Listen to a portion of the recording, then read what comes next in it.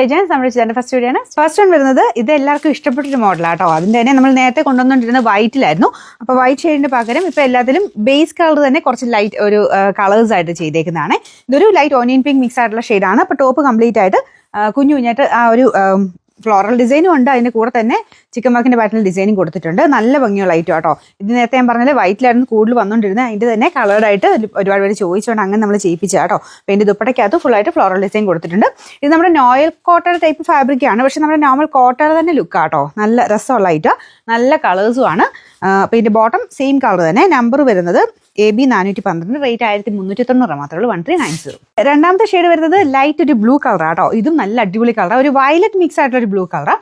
ഇത് ബോട്ടം വരുന്നത് bottom lining ഉണ്ട് കേട്ടോ. പറയാൻ ഞാൻ മറന്നുപോയി. നല്ല മെറ്റീരിയൽ അതും വെച്ചേക്കുന്നത്, ലൈനിങ് കൂടെ ചേർത്തിട്ടാണ് വെച്ചേക്കുന്നത്. അതുകൊണ്ട് നല്ല കറക്റ്റായിട്ട് നമുക്ക് തയ്ച്ചെടുക്കാൻ പറ്റും. അപ്പം ഇങ്ങനത്തെ ഈ ഒരു മെറ്റീരിയൽ കൂടുതലും ഈ ഒരു നമ്മുടെ സാറ്റിൻ പോലത്തെ ലൈനിങ് വെക്കുന്നതാണ് നല്ലത്. കോട്ടൺ വെച്ച് കഴിഞ്ഞാൽ ആ ഒരു വേരിയേഷൻ ചിലപ്പോൾ വരും. കോട്ടൺ ചിലപ്പോൾ ഇങ്ങനെ ചുരുങ്ങാൻ സാധ്യതയില്ല. ഇപ്പോൾ ഈ ഒരു മെറ്റീരിയലൊന്നും വേറെ ചുരുങ്ങുന്ന പ്രശ്നങ്ങളൊന്നുമില്ല.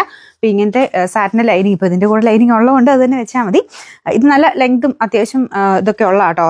ഒരുപാട് ലെങ്ത് കൂടുതൽ വേണ്ടവരാണെങ്കിൽ ഒന്ന് നോക്കിയിട്ട് എടുക്കാവുള്ളൂ. സൈറ്റിൽ നമ്മൾ കൊടുത്തേക്കാം, ഡിസ്ക്രിപ്ഷനിൽ ലെങ്ത് എത്രയാണെന്നൊക്കെ കൊടുത്തേക്കാം. അത് നോക്കിയിട്ട് ബൈനോ അതിൽ കൊടുത്താൽ മതി, കുറച്ച് എളുപ്പമുണ്ട്.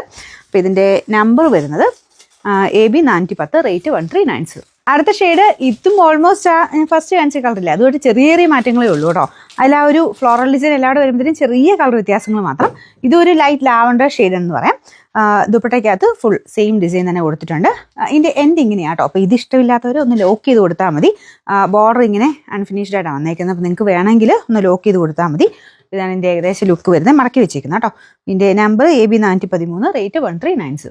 നാലാമത്തെ ഷെയ്ഡ് ലൈറ്റ് ഒരു പേസ്റ്റൽ ഗ്രീൻ്റെ ഷെയ്ഡ് ആട്ടോ. നല്ല കളറല്ലേ, നല്ല ഭംഗിയുണ്ട്. കാരണം ആ ഒരു പേസ്റ്റൽ ഗ്രീനിലോട്ട് പിങ്കിൻ്റെ കോമ്പിനേഷൻ നല്ല എടുത്ത് നിൽക്കും.